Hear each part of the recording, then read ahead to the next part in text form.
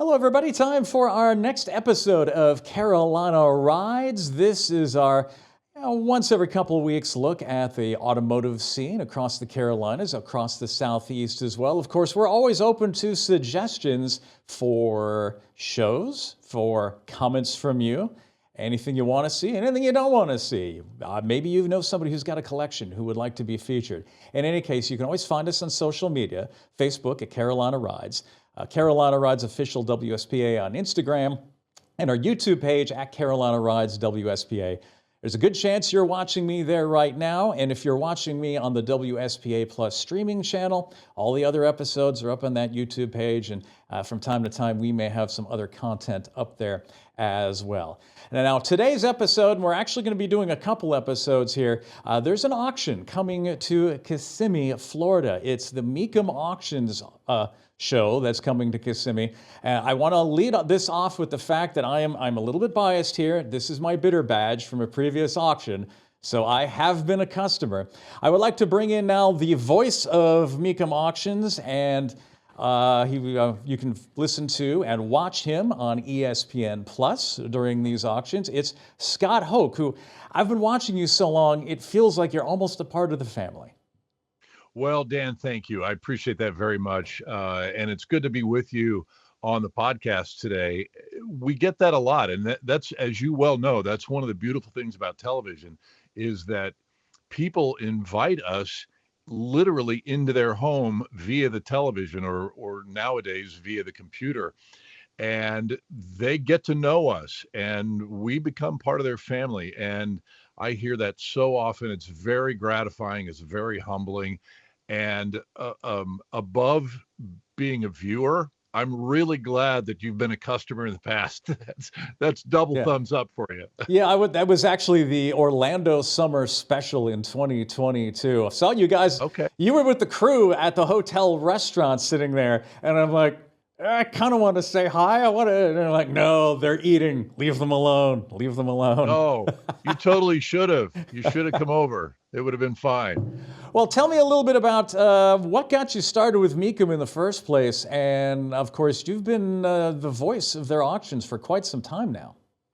We just finished our 18th season of television, believe it or not, at our auction in Kansas City in early December. And I've been with them since almost the very beginning. I came on board in episode number 4 of 2008, and it's completely a God story. A good friend of mine at the time, the executive producer of the show, a man named Terry Lingner, called me quite literally on a Friday night, and he said, "Hey, what are you doing tomorrow night?" And I said, well, I don't know. Terry's the type of guy that when he calls, you answer the phone and you say yes to whatever it is he's asking you to do. And I said, well, what do you have in mind? And he said, I'd like you to host this car show. I had a previous commitment for the following night that I couldn't, in good conscience, get out of. And he said, well, what about next Saturday? I said, I'm in. So that was in March of 2008. And I've missed 3 events since then. 2, when my daughters, each of them got married in different years. And 1 when I had COVID in Kansas City, ironically, in 2021. So it's been quite a string. And if you had asked me, 10, 12 years ago, how long this would last, I would have been shocked to think that we're beginning our 19th with Kissimmee in January. It's been remarkable. It's been fun, and I'm very blessed. That's a pretty awesome story, that fact that basically this just kind of fell in your lap. I wish we could all be that lucky. Exactly. And, well, as you well know, it doesn't always happen that way. And Terry Lingner and I had worked together in the past. We had a great relationship, and it actually worked out fantastically well for both of us. All right, so now you obviously have seen numerous hours of auctions through the years and seen the growth of Mecum Auctions. Tell us a little bit, because we're in the Southeast. Kissimmee is one of the closer auctions to us. As this airs, we still have a week to go before the Kissimmee auction starts, which is on a Tuesday, January the 6th. So there may be people who are interested in either buying or selling, or hey, maybe even just watching. Tell us a little bit first about somebody who might be interested in buying a car. Obviously, you've seen how the auctions work. You've seen the auctioneers at work. What's that process like? What are the positives to somebody going through this as a way to sell the car or buying the Well, car? Pick one first. Do one first. right, either one. Well, I'll go with buying Okay. since you brought that up first. It can be, as you know, with a bidder badge, it can be a pretty harrowing experience for a first-time buyer, if you will. And that's not because it's bad. It's just because it's so loud. There's so much going on. There's so many people there. The cars are moving very quickly, and it can be really challenging to focus on the car that you came for or the car that you are interested in when it comes up on the block. And that's what I would say to anybody who is a prospective buyer is get there early. Make your travel plans, get there early. And I'm talking not just Kissimmee, but any of our auctions. We do roughly a dozen throughout the year. But get there early, find what you want, scope it out online ahead of time if you can, and get with our bidder assistants. They are there to help you. They're the folks that are out on the floor, the kind of the liaison between the auctioneer and you, the buyer, the potential buyer, and they will really do a good job of helping you stay on track, figure out where the bidding is on a particular car, asking you, maybe what your limit is ahead of time. And so just get a feel, just, if you're going to buy a car let's say on the first Saturday of our auction, get there on Thursday, walk around, get to know the lay of the land, and just observe what's going on before you get thrown into the fire. Yeah, that rings true, because when I went to the auction in Orlando, basically I got there when doors opened, so I could take a look at what Yeah, was going on that day and go through the cars for that day. I mean, there were some that, hey, that's fun to look at, but if you know you're interested in something, you can kind of concentrate and get a good look at the cars because they're all backstage and you can actually see them up close and personal, which is a great thing. absolutely. And take an opportunity to, if you can find the owner, take an opportunity to talk to the owner, find out as much about that car as you possibly can. Do your research. And again, just come prepared. The better prepared you are, the better experience that it's going to be. Now, a lot of times, sure, people they're going to be sitting in the audience and they see, let's say, a 69 Chevelle with a 396. Oh my gosh, I didn't know that car was going to be a part of the auction. They've had no time to research it or look at it or whatever, but maybe it's a car that their dad, it's very similar to what their dad had when they were a kid, or their grandfather, or whatever the case may be. And for them, it's an impulse buy. That's okay too. But generally speaking, and especially as I mentioned, for somebody who's never done it before, take the time to get prepared and get the background and get yourself familiar with that whole atmosphere, because it can be overwhelming. Yeah, it's funny that you mentioned the 69 Chevelle. That wasn't what I got at the auction, but my wife has a 69 Chevelle with a high output Well, 350 crate engine. very good. There you go. Excellent. Good for her. So yeah, Let me ask you a question for a second. How often does she let you drive that car? I actually don't drive it that much. We used to have a guy who actually worked on it whose garage was close to this station, but he kind of moved on to something else. So we take Okay. it somewhere. When it was within walking distance where I could walk to work, and I'd take it just for its tune up or whatever, just drive it, and Sure. he'd look it over. Yeah. So I haven't Sounds actually, like fun. I have not been behind the wheel of it in a little bit, but she hasn't been not behind the wheel of the car I got at the Mecum auction either. So actually, she Okay. was once, and for some reason, she does not like a C5 Corvette. Oh, I'm so I, sorry. I don't know. I don't know what's up with her. Anyway, for somebody who's interested in becoming a bidder, obviously one of the things they can do is go straight to the Mecum website.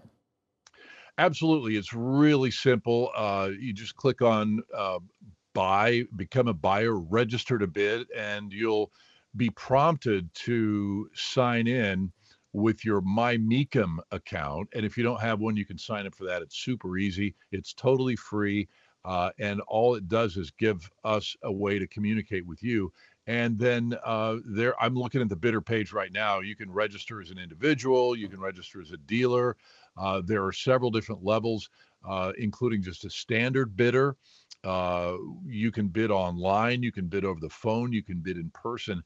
And then our gold bidder level at Kissimmee is actually $750 for the bidder. And you get all kinds of cool perks, including complimentary parking. You get a gold bidder guest badge, preferred seating up front, access to the gold bidder lounge. So there are a couple of different ways to do it, and all super friendly.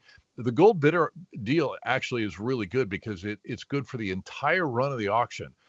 If it's 3 days in Kansas City, or if it's 13 days in Kissimmee, as we're going to see here in short order. Yeah, I almost did the gold bidder when we went, but that was kind of a relatively short auction. But I think it's Sure. great that you can get that badge and go to Fort Kissimmee multiple days. When as just a regular spectator, that's a daily charge.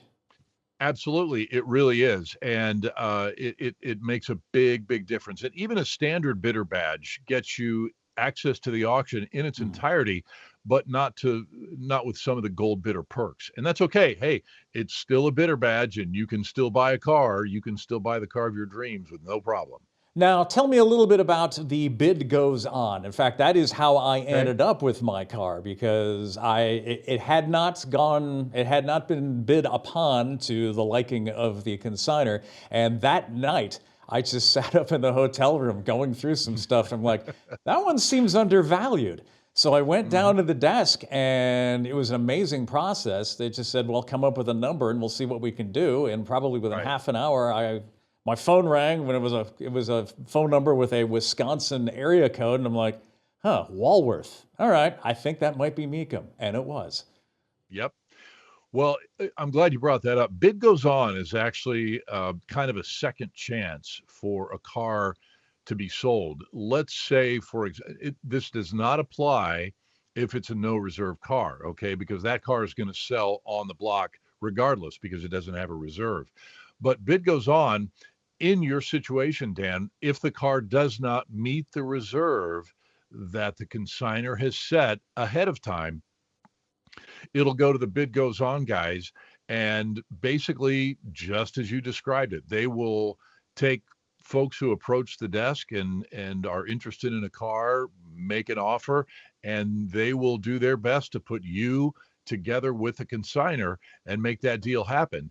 That is to the satisfaction of both parties. It may not be, exactly what the consigner wanted initially, but by that point, I think they're pretty aware that there's going to be some dealing going on off the block, and it's a great opportunity to if you miss something, to just like you said, to sift through some of the cars that are there on the monitors or on the website and find something that may have slipped through the cracks for a lot of other people, but something that you really want. And it's a terrific way to do it. And over the course of an auction, Mecum will generally sell about 10% of what ends up being the total sales number, about 10% through the bid goes on desk. So it's really effective. And for those who are interested in buying, once you register bid, or even before you register to bid, you can go to the website. I've got it up there right now, and just thumb through all the different cars. In fact, you can even hit a search engine here, and if you're looking for something in particular, like a Ford Torino from 1970 or something like that, type that in. If there's one at the auction, it'll pop up, and you can kind of focus on what it is you might be interested in. And that's also a really good point because you can use that website not just to see what's coming up, but let's say you're looking for a 2005 or a C5 Corvette, like your wife has. Uh, you can search a year within that generation or a couple of years, or search all Corvettes from previous auctions, and find out kind of what the trend has been over the last couple of years with a given year of the Corvette. And so that our website, going back in time, going back in the history book, so to speak, is a really good resource when you are doing your research to look at a car, whether it's a Torino or a Corvette or whatever the case may be. You can do some of that research right on our website. Okay, we're going to take a short break here. We've kind of taken a look at the buyer's side of this. We're going to talk about what you want to do if you're selling a car at Mecum. We'll be back with Scott in just a moment. Stay with us. Welcome back to Carolina Rides. Scott Hoke with Mecum Auctions and ESPN Plus joins us once again. Okay, we talked about, all right, if you want to bid on a car, what you need to do. Well, obviously, in order to bid on a car, people have to sell them. And somebody around here may be interested in going through that process. What is that process like? What does somebody need to do? Kind of walk us through that. Okay, yeah, no problem. It's super easy. It's the opposite of buying a car.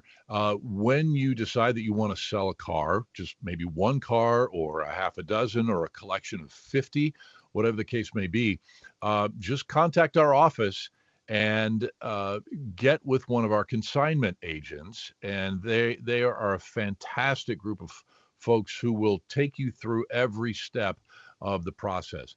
One of the biggest things that the consignment agents will do is to try to establish a realistic value on your car or on each car in your collection. And I emphasize the word realistic because a lot of people have, unfortunately, a bit of an inflated view of their car. And that may be because it's sentimental, or they've had it for a long time, or they saw a different GT. There's Jamie McLeod there in that photograph on the right. He's one of our consignment agents, terrific guy. They may have seen, let's say, another 1968 GT500 KR go to the moon, and they're thinking, well, I've got one of those. It's got to be worth at least that much. Not necessarily. I mean, so much of the value of a car depends on many different factors. So get with the consignment agent and establish that value that you would like to see out of the car. We'll figure out where in the run of the auction makes the most sense. Well, first of all, we'll figure out which auction. Still taking consignments for Kissimmee, but for example, if you've got a Lamborghini, everything will work at Kissimmee. After Kissimmee, if you've got a Lamborghini or a high-end Porsche 911, you might be better off taking that to our Monterey auction. A heavy-hitting muscle car might be Indianapolis in May or Dallas in the fall. Pickup trucks are hot everywhere, but especially in Dallas and Houston. So each auction has its kind of its own personality, and our consignment agent will help you figure out which one is the best for you based on where you are and the vehicles that you want to sell. And they'll put together a package and you'll be off and running, and they'll get photography done. Or if you've got your own photography, you can do that as well. Is presentation.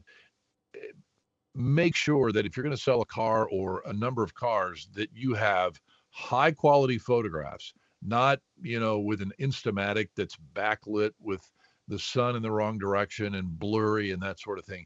You want to make your car look really spectacular on our website so that people are going to be attracted to it. And then the presentation when you're on site is also so important. How that car looks when it's just sitting there.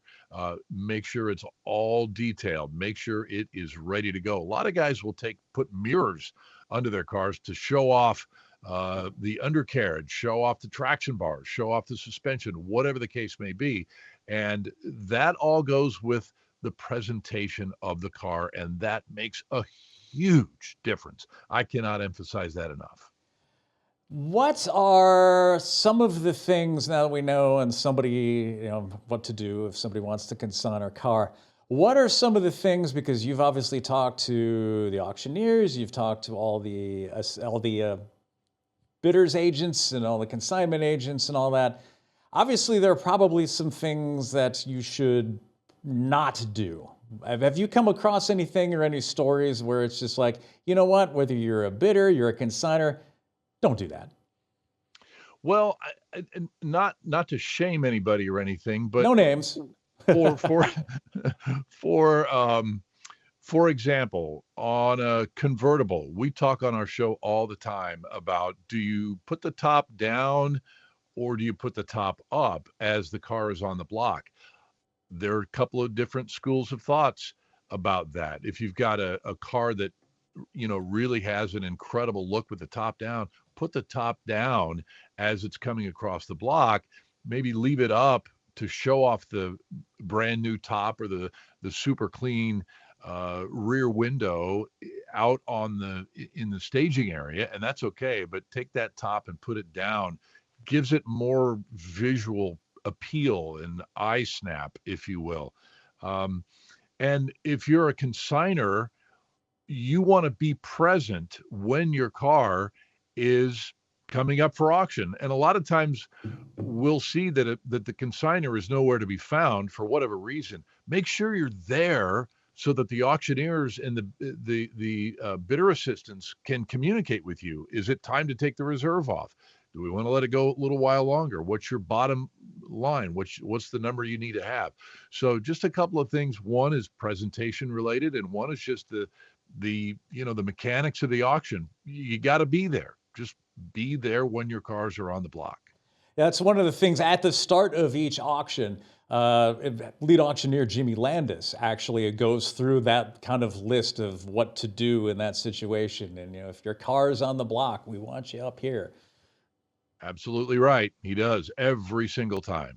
And some people aren't paying attention, so pay attention. Well, they may not even be right there at that time. I mean, if it starts at 10 a.m., I mean, they may not wander until noon because the car isn't selling until 2 or something like that. And so I can kind of see that. But then again, if you've done this a while, you know what to do, right? Exactly. Yes. Now, you don't have to be a buyer, you don't have to be a seller. These are almost like car museums that are kind of open to the general public too when these auctions are going on. Dan, I talk about this all the time. Mecum auctions, yes, first and foremost, it's an auction, and we are trying to put buyers and sellers together and make everybody as happy as possible. But in addition to that, and it's difficult for us to show this as it deserves to be shown on television, it is the largest and best car show that you will ever attend, period. And I'm talking about the fact that, Kissimmee is going to have 4,500 cars, give or take a couple of hundred perhaps. There will be something there, I promise you, that you have never seen before. There might be something that you didn't even know existed on the planet that you'll see at Mecum Kissimmee. So be prepared for the unexpected. It is massive. It's more than 1 million square feet under roof. There are, I think, 10 or 11 tents, 200 square 200 square acres, I believe, on the property at Osceola Heritage Park in Kissimmee. All these numbers are kind of the details escaping me at the moment, but it is just absolutely massive. We actually had to access property next to the park last year to accommodate overflow parking. It was that big, so it's just massive. And for those who are interested, I just popped it up on screen right now. This is on the Mecum website. This is the page where, for the Kissimmee auction in particular, one can go ahead and buy tickets for the event. But of course, that works just the same with all the other auctions as well. Yeah, absolutely right. And one thing that I would point out real quickly, and thank you for putting this up, you can get discounted 25% discounts on your tickets if you buy them online in advance. And that means up until midnight the night before, the auction begins on January the 6th. So if you're thinking about going, take advantage of that and get your tickets ahead of time. It'll save you 25% on the overall price. And as you see also, you can get a 1-day ticket, you can get a 3-day pass, or if you're planning on going for more than that, it just kind of makes sense to get a standard bidder badge. Then you can come and go as often as you like. Which, of course, is the best deal going, especially if you're interested in cars. And when you got that many cars, that's one of those things where if you want to see everything, you really just can't be there for one day. No question. It's kind of like going to Disney World or whatever, to your favorite amusement park. You cannot see it all in a day and give it due respect, if you will, because I guarantee you there will be cars that, you're going to say, man, I'm worn out. I've been walking. I've got in 20,000 steps today, but I've got to see something else tomorrow. So let's come back. All right, that is kind of a preview of what's coming up with the start of the Kissimmee auction. Again, that starts on Tuesday, January 6th. This has been so nice. You know what? We're going to do it twice because we've got another episode with Scott that's going to come up, that's going to air in a couple of weeks, right about halfway through the Kissimmee auction. And we're going to take a closer look at, especially with an auction like that. And when you get to the tail of the auction, that's when you start talking about some of the heavy hitters. And we're going to be back with Scott to take a closer look at that and maybe tell some more Mecum stories as well. Thanks for episode 1, Scott, and we'll see you soon for episode 2. You got it. Thank you, Dan. Now, thanks for watching, everybody. Stay with Carolina Rides. We'll see you next time.